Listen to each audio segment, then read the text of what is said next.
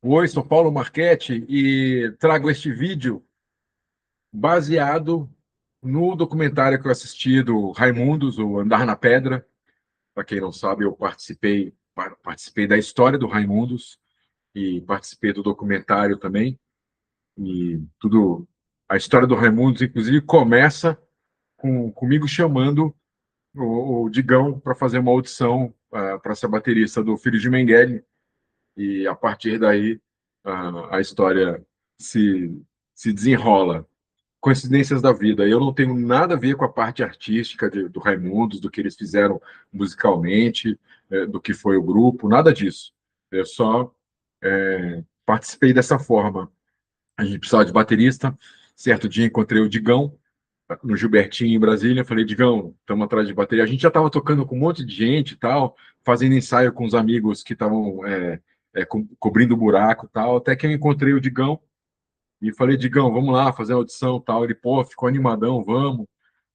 Perguntei para ele, sabe fazer isso, sabe fazer aquilo? Não, não, beleza. Aqui. E a partir daí ele entrou para o Filho de Mengele e daí se desenrolou.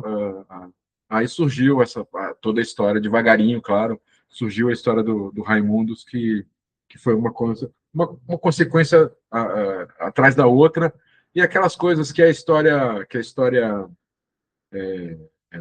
que acontece na vida, que assim, que surge naturalmente, e quando as coisas surgem de forma natural, elas tendem a ter uma história mais sincera, que foi o caso do Raimundos. Para quem não assistiu, recomendo Andar na Pedra, é bem legal, é bem bacana, bem sincero. É claro que o Daniel, eu também sou documentarista, o Daniel, que é o diretor do Andar na Pedra, ele poderia ter ido para vários caminhos, com tanto de material que ele tinha na mão. Ele preferiu esse, mas mesmo assim, pô, muito bacana, sincerão, verdadeiro. E ele me despertou, assistindo Andar na Pedra, exatamente esse bastidor da música que não se fala muito. Se fala assim, um pouquinho aqui nessa entrevista, um pouquinho ali e tal, mas você não pega o todo.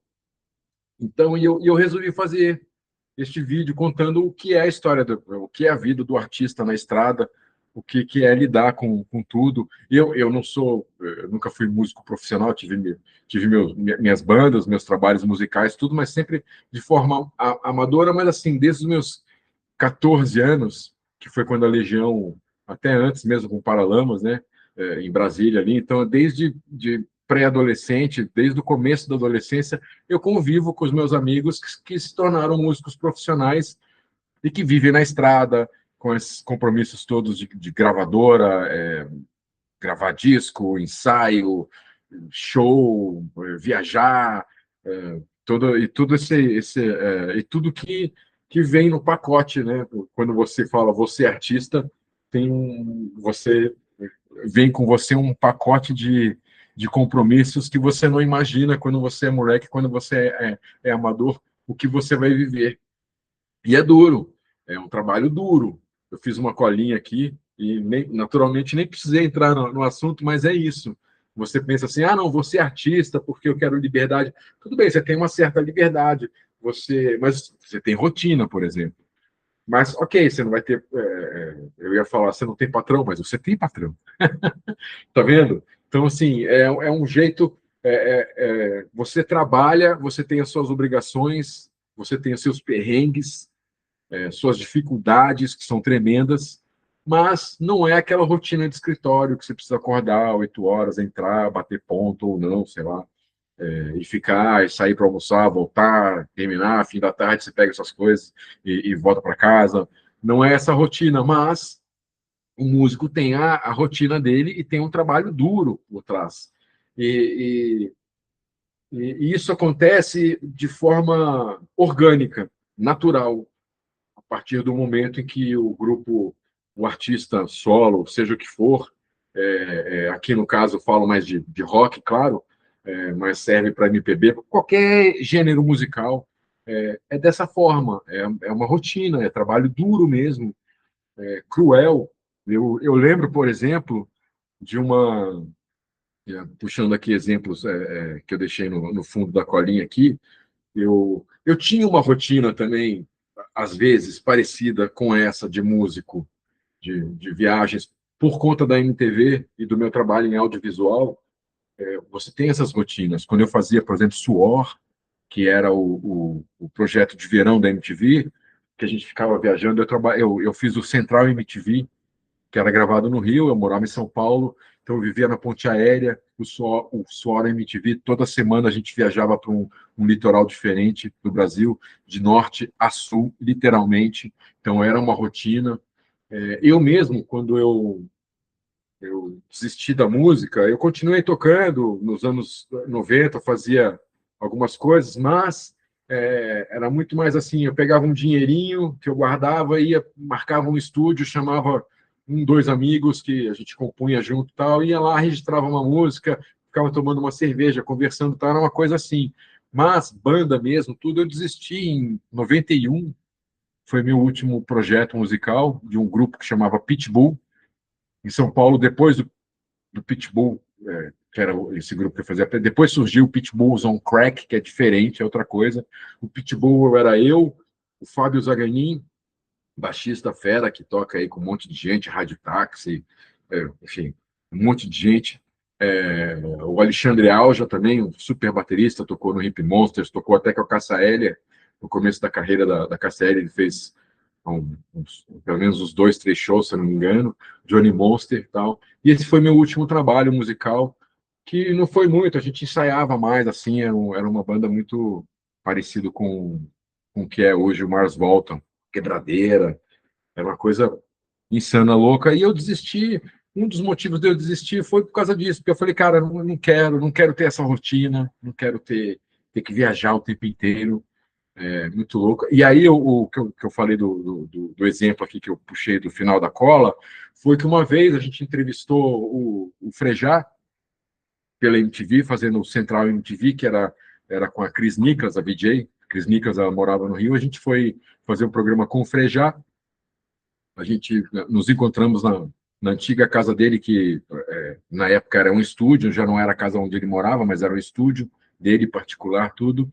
E eu lembro que em off, a gente conversando depois da gravação, tudo, ele falou, cara, me dá um aperto no coração de toda quarta-feira, ter que pegar minha mala, olhar para minha família, meus filhos e tal, falar tchau, a gente se vê domingo, sabe? E ir para a estrada. E aí, quarta-feira, você sai, no caso do Frejá, vou chutar aqui uma logística, você sai do Rio, vai para Curitiba, de Curitiba você vai para Recife, do Recife você vai sei lá, para uma outra capital ali do Nordeste, da região Nordeste, seja Salvador, seja, sei lá, qualquer capital ali, aproveitando que você está, aí volta, Porto Alegre, não sei o quê, Minas, aí você, sabe, cada dia uma cidade.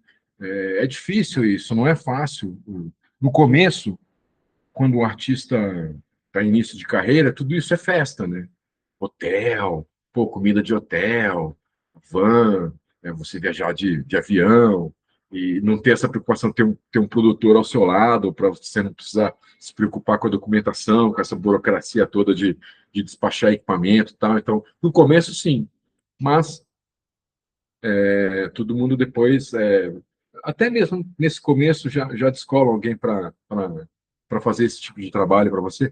Mas, assim, é uma correria, porque cada dia você está num lugar. E aí eu puxo um outro exemplo, que uma vez o Samuel Rosa, falando também nessas gravações da vida aí da MTV, ou fora da MTV, que eu trabalhei com o Skank e tudo, e com tantos outros artistas, eu lembro do Samuel Rosa falando que é, tem vez, é comum você, nessas viagens de turnê, você acorda achando que você está em Fortaleza e quando você vê, você está em Porto Alegre. Sabe uma coisa completamente diferente? Você acorda em Campo Grande achando que você está, sei lá, em Palmas, entendeu? Você acorda em Manaus achando que você está em Belo Horizonte. Isso acontece. E é muito chato, é muito cansativo. E por isso que é um trabalho duro. Então, é uma viagem. Eu, muitas vezes, tive que viajar por várias produtoras, emissoras que eu passei. Eram viagens também insanas, que eu ficava 2 dias num lugar, um dia no outro. Então, assim, você mal desfaz a mala, você entra num quarto, mal fica no quarto. artista não conhece os lugares. Você pode sentar, falar com qualquer um desses veteranos, eu citei aqui dois agora, né, o Samuel Rosa e o Frejá, você pode sentar com eles. Hoje, nessa altura da vida, pode ser que isso mude, mas assim, é, o artista ele não conhece, ele vai para esses lugares, para essas cidades, para essas capitais, mas ele não consegue parar, visitar, porque tem compromissos. Você, quando você viaja para um show desse na capital, por exemplo, que é uma viagem mais tranquila, mais fácil de se fazer, você chega no lugar, às vezes você nem vai para o hotel, você já vai direto para alguma mídia, ou você vai para uma emissora de TV, ou você vai para uma rádio, ou você vai para uma entrevista coletiva. Aí depois você sai de lá, você vai para o local do show, conhecer o palco, conhecer tudo. Não vai nem passar som, mas você vai conhecer o local, tudo. Aí depois que você vai para o hotel, toma um banho, dá uma relaxada mínima, assim, sabe? E aí tem que voltar, aí sim, passar o som, ou qualquer outro compromisso. Às vezes você tem que jantar com alguém ali daquela cidade, seja o contratante, ou seja o pessoal da rádio, enfim. Então, assim, é uma coisa insana. Então, o artista, muitas vezes, ele viaja para cidades maravilhosas, mas ele não conhece os pontos turísticos. A gente, quando fazia o Fúria, eu lembro bem que entrevistamos com o Gastão, né, Gastão Moreira, a gente entrevistou o Alice Cooper, e o Gastão perguntou para o Alice Cooper, de 74, você lembra do show que você veio aqui para o Brasil em 74 e tal? Ele falou, eu lembro que eu vim para o Brasil, fiz o show, foi bem bacana o show, mas eu não conheci São Paulo. Eu vim para cá, o que eu lembro é eu no hotel, eu no ônibus, indo para o local do show, eu saindo do local do show, dentro do ônibus, e hotel. A única coisa que eu fiz foi abrir a cortininha do ônibus, olhar e ver os policiais, né, os batedores que ficam ao lado do câmera, e só. E o caminho que eu estava, eu não conheci nada. Então, isso acontece muito, porque é exatamente muita correria. É, você precisa, a maioria dos hotéis, por mais que você seja um artista famoso, então, isso aqui, você tem que seguir as regras do hotel. Você precisa sair meio-dia do quarto. Isso quando o voo, a logística é à tarde, tudo, beleza, aí você tem tempo, você pode sair. Mas tem muitos casos que você, por exemplo, o artista toca, ele entra num festival qualquer, alguma coisa que ele entre no palco 1 da manhã, que é comum também, normal, 2 da manhã, o show termina 4, e imagina, o show termina 4, então já com bis e tal, terminou o show, você sai do show, vai para o camarim 4 horas da manhã, e você, às 8, tem que estar em pé para ir para o aeroporto. Então, imagina, você sair do local do show, ir até o hotel, aí chegar no hotel, primeiro atender os fãs no camarim, fazer a, a social protocolar que existe, ou antes ou depois do show. Geralmente é antes e também depois, mas aí você vai para o hotel, aí você toma um banho, aí até baixar a adrenalina, você conseguir dormir, você dorme que horas? Você vai dormir 6 horas para acordar às 7, porque às 8 você tem que estar dentro da van, então você tem que tomar um café da manhã antes. Então, às vezes, você nem dorme. Então, essas fotos que a gente vê volta e meia, hoje, inclusive, nas redes sociais, de artistas dormindo no aeroporto, na cadeira, em cima da mala, não sei o quê, isso é resultado dessa correria, de você não conseguir dormir direito. Que isso acontece muito. Inclusive de você nem dormir. Dependendo do caso, você não dorme. Tem artistas, dependendo de uma série de coisas, né? Não é uma ciência exata, mas tem artistas que faz 2 shows por dia. E um começa às 7 da noite, e aí depois você sai, como é ao lado. O que acontece? Um empresário, quando fecha o show de um artista, sei lá, no Mato Grosso do Sul, ele aproveita que fechou o show ali, ele procura outros contratantes da região, de cidades próximas que ele conhece, que ele tem contato, e pergunta: olha, eu vou tocar ali, você quer o artista? Pô, eu posso ir no dia seguinte, estou com a data. Então acontece de do empresário conseguir fechar, às vezes, 2, 3 shows numa mesma região, mas tem que ser assim, olha, na mesma noite, ou no dia seguinte a gente nem vai para o hotel, vamos direto para um ônibus, porque aí a gente vai para uma cidade que é 1 hora dali. E aí sim a gente vai conseguir ir pro hotel, dar uma dormida, dar uma descansada de umas 2, 3 horas, para depois passar som, tal, não sei o quê. Então, assim, é uma correria insana, é, a vida de artista. Você tem muito. É o que eu escrevi aqui: a arte é sua, mas a perda de controle de tudo, da agenda, dos compromissos, de absolutamente tudo. Porque, como eu falei, você tem os compromissos protocolares. Eu lembro, por exemplo, do Louro, o Louro Jones do Capital Inicial, que é um irmãozão meu, a gente convivia muito próximo em São Paulo, mesmo nos anos 90, quando o Capital estava sem o Dinho, tudo, naquela fase. Inclusive, dessa fase, ele me contou uma história que eles foram tocar no Acre, Capital Inicial, que era uma coisa. E isso é um outro assunto também que eu queria entrar, que é esse da logística. O Capital saiu de São Paulo, foi não sei para que cidade do Acre,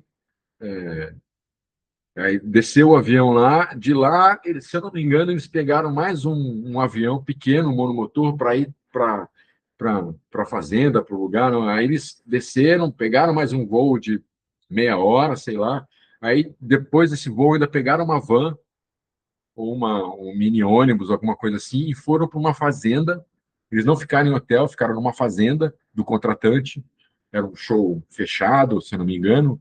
E olha a loucura, bicho, sabe? Então, assim, é um voo que aí você desce no aeroporto, você fica no aeroporto para esperar o outro voo, aí você pega o outro voo, mais uma horinha, então você já viajou, sei lá, 3 horas, aí você viaja mais uma hora, você fica mais meia hora ali com as malas no aeroporto, aí pega um outro avião, mais meia hora, aí você pega uma van, mais uma hora de estrada, naquelas estradas, imagina, nesses lugares longínquos do Brasil. Pô, se a gente que vive em capital, em lugares mais urbanizados, as estradas são ruins, imagina fora desses grandes centros.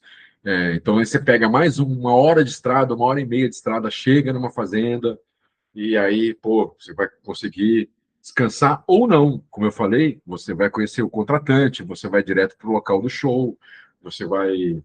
Aí, muitos compromissos, cara. Eu lembro, por exemplo, eu fiz o documentário Os Bastidores. Eu não, infelizmente, eu não finalizei. Então, assim, a parte final do documentário não fui eu que fiz, mas eu fiz a direção de um documentário do Capital Inicial que entrou no DVD do Capital Inicial ao vivo em Brasília. E a gente viajou de São Paulo para Brasília, a gente chegou em Brasília, a gente foi direto para o palco, para ver a estrutura de palco, para ver tudo. E ficamos lá um tempinho, a gente foi para o hotel, porque eu fiquei com o grupo, diferente da equipe técnica que ficou em outro hotel. Como eu estava gravando o Capital Inicial, o bastidor dos integrantes, eu fiquei no hotel junto com eles. Mas a gente saiu lá eles deixaram as coisas no hotel, aí já tinha imprensa que eles tinham que atender. Eles só subiram no quarto, deixaram as malas, passaram uma água no rosto, já desceram para fazer a entrevista. Então, assim, é uma correria. E essa logística do, do dessa a logística, a gente tem no Brasil a gente tem pouca companhia aérea, quase nenhuma. Quantas? Duas, três, por aí. Então, assim, é difícil. Às vezes você, como eu dei de exemplo no começo do vídeo, em Recife, você saiu, sei lá, do Rio, de Porto Alegre, da onde o artista está, de São Paulo, tudo, aí você vai para o Recife, toca no Recife, e às vezes você tem que voltar para Brasília para poder pegar um avião para ir para Fortaleza, sabe? Você está do lado de Alagoas, sei lá, de qualquer outra cidade ali próxima da região Nordeste, mas você precisa sair da região Nordeste para pegar um outro avião para voltar para a região Nordeste. Então, assim, é uma logística muito louca. E acontece dessas coisas, de você ter que pegar um monomotor também, muitas horas de estrada. Às vezes o artista mora em São Paulo, como eu falei, aqui no eixo Rio-São Paulo, BH, tudo. Aí você vai para Curitiba, aí você fala, é fácil, não, mas aí em Curitiba você chega lá, você ainda entra numa van, aí tem mais 3 horas de viagem de van, uma van com grupo, uma van com equipamento, uma van com equipe, sabe? Aí vai em comboio, 3 horas de estrada, sabe? Então, assim, é uma coisa, essa logística é muito louca, é cansativa para o artista, ainda mais quando você viaja, dependendo do tamanho do artista, do momento, da turnê e tudo, do lançamento, das novidades, é show de terça a domingo. Você tem um dia só de off na semana, que é segunda-feira, que você toca no domingo ainda. Tem gente que consegue, dependendo do horário, ainda pegar um voo no domingo para chegar em casa, para dormir em casa, de domingo para segunda. Mas tem artista que vai para casa na segunda-feira de manhã, acorda e beleza, vou para casa. Aí na terça-feira precisa estar, ó, 2 horas da tarde no aeroporto já. Você fala, cara, mal cheguei em casa, não dá nem para lavar roupa. Isso é uma coisa que o Renato Russo reclamava até.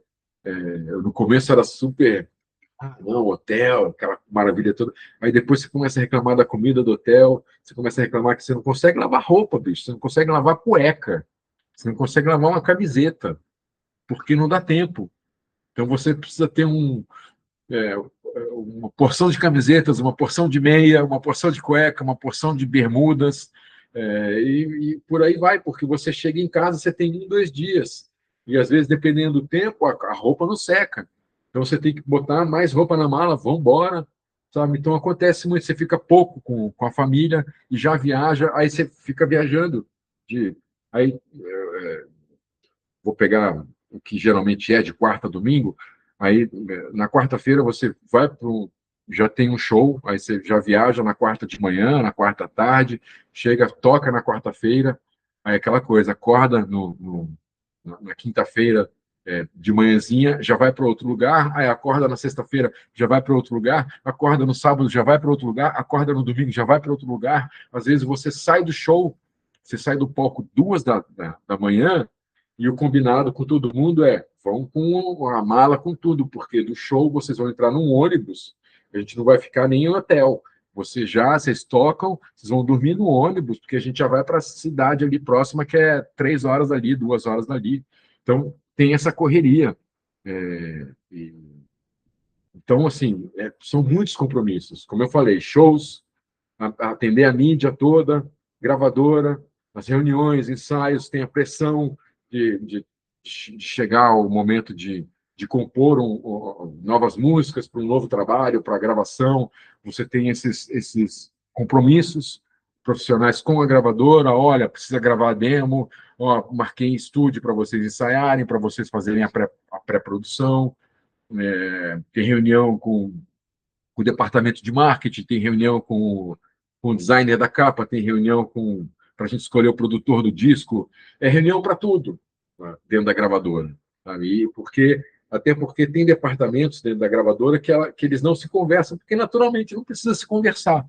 Então você conversa ali com o pessoal que vai gravar o álbum novo, as músicas novas, aí depois você tem a reunião com, como eu falei, o pessoal do marketing, aí você tem a reunião com os advogados para falar de contrato, porque vamos renovar contratos.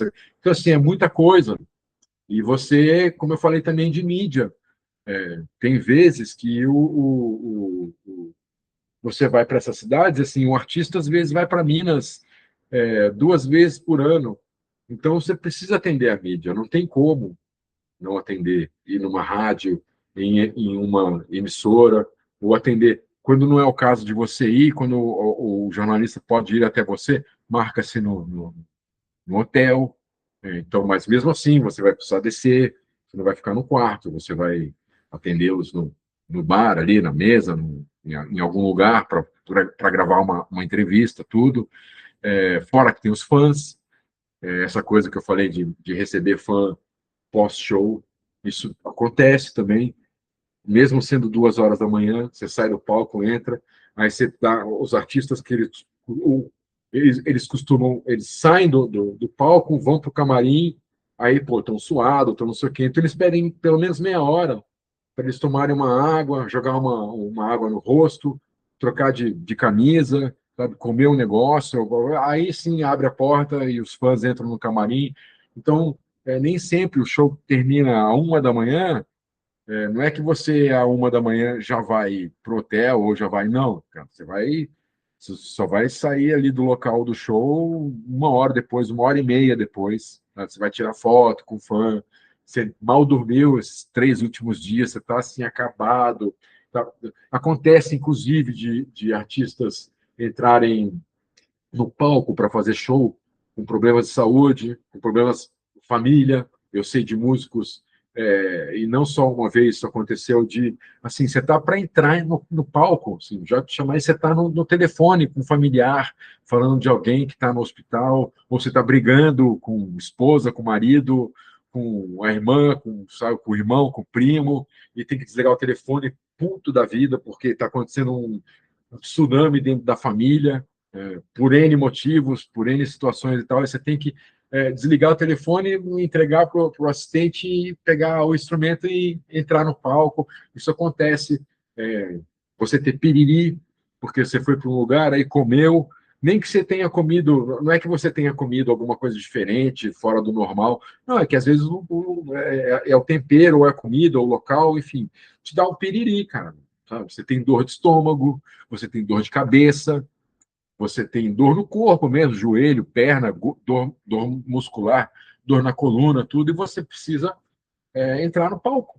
Você toma remédio, vai para passar a dor ali naquelas 2 horas que você vai se apresentar, sabe? E aí você ainda tem que aguentar a dor com todo esse contexto que eu falei de receber os fãs, receber os contratantes, os parceiros, tudo, a gravadora e tal.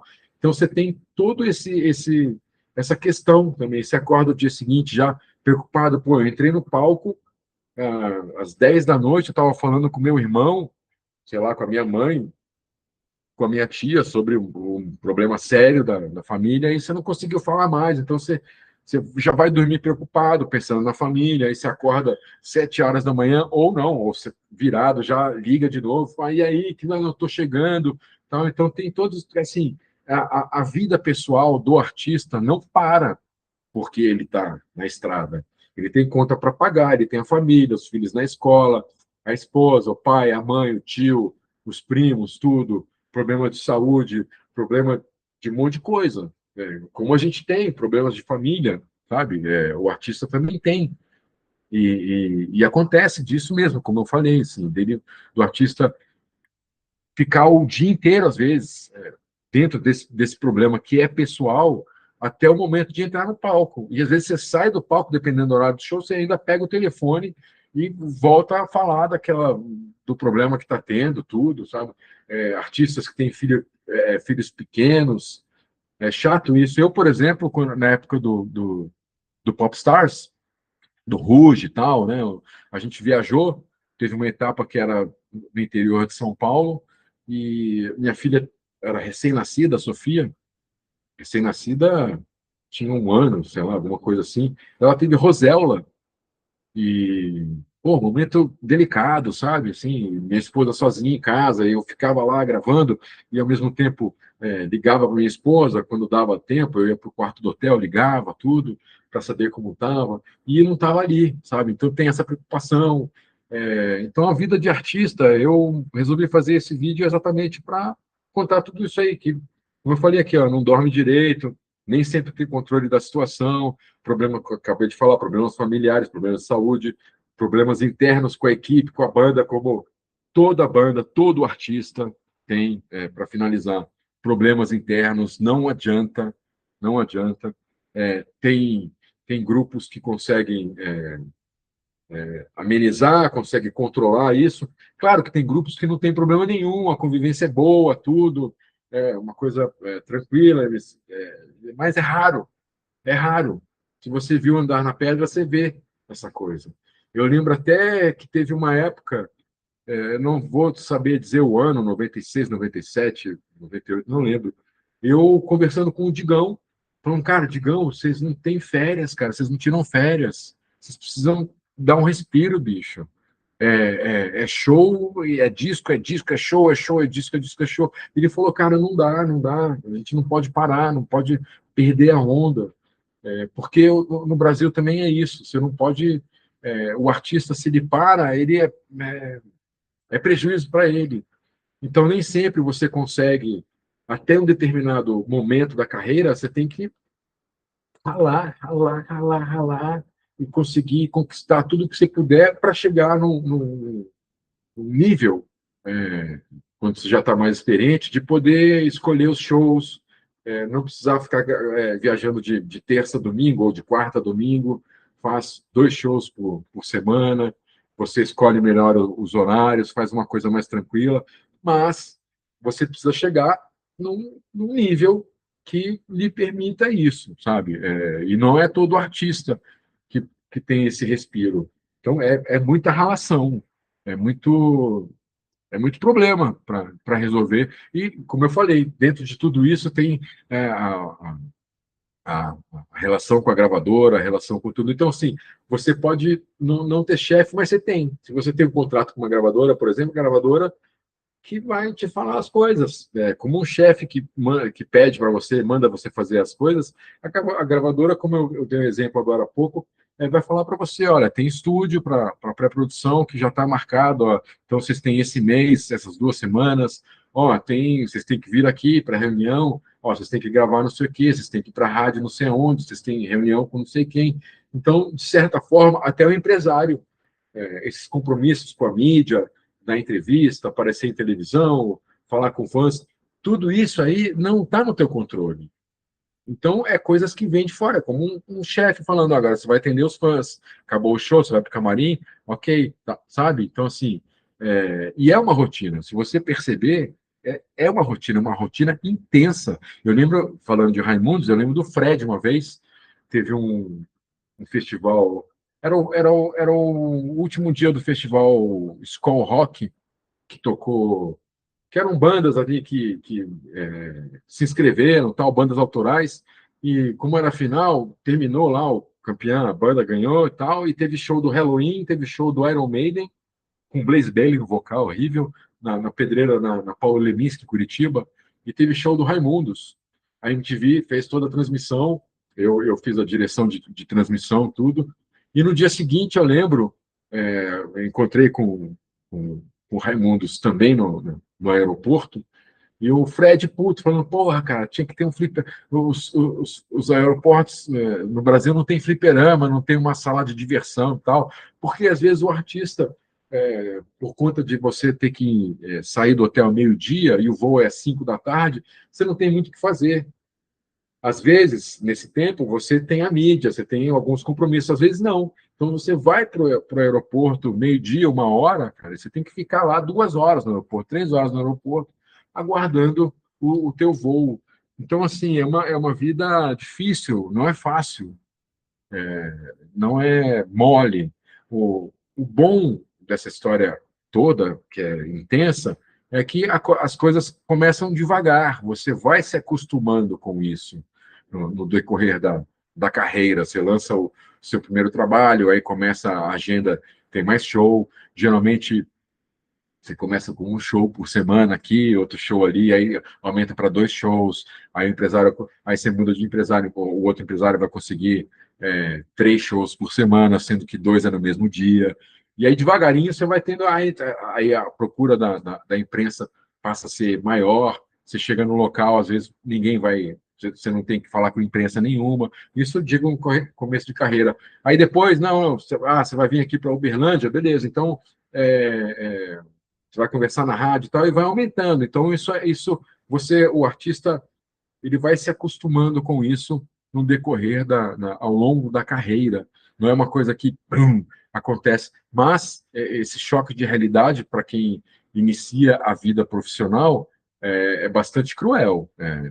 Ainda mais essa coisa de logística, de coisa maluca, de pegar o avião, né, e depois pega ônibus, aí depois pega van, ainda depois pega ainda uma carroça e pega não sei o quê, e vai tocar esses shows fechados às vezes não, o contratante é um cara que é um casamento, sabe? Isso acontece muito e é longe, sabe? E esses shows fechados, eles valem a pena porque você coloca consegue colocar um cachê um pouquinho maior, mas tem todo esse problema de logística, tudo.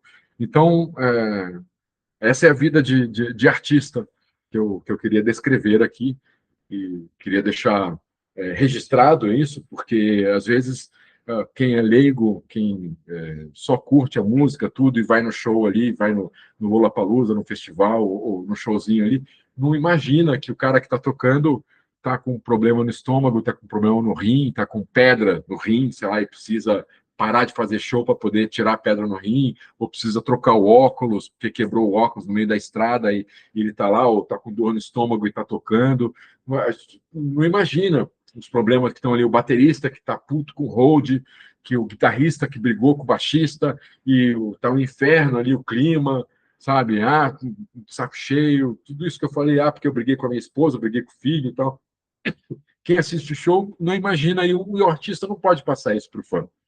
Então, é o que eu falei, ele acabou de brigar com a esposa, o marido, desliga o telefone, tem que entrar ali, rindo, legal, bacana, vamos tocar os hits, mas todos esses problemas em volta. É isso que eu queria deixar registrado nessa conversa. Até procurei, tem muitas músicas chamadas Vida de Artista. A primeira que eu conheço, que eu ouvi, era do Som Nosso de Cada Dia, baita som do segundo disco do Som Nosso. Pode procurar Vida de Artista, o lado A, que é um lado de soul music. Mas nenhuma dessas músicas conta esses perrengues todos que é essa realidade que eu passei aqui no vídeo. Mas é isso. Só lembrando que este vídeo faz parte de uma playlist chamada Rock Brasileiro e Suas Histórias. O link está na descrição deste vídeo e eu já gravei mais de 40, já publiquei mais de 40 vídeos a respeito do rock brasileiro, vários temas, desde 1955 até os anos 2000.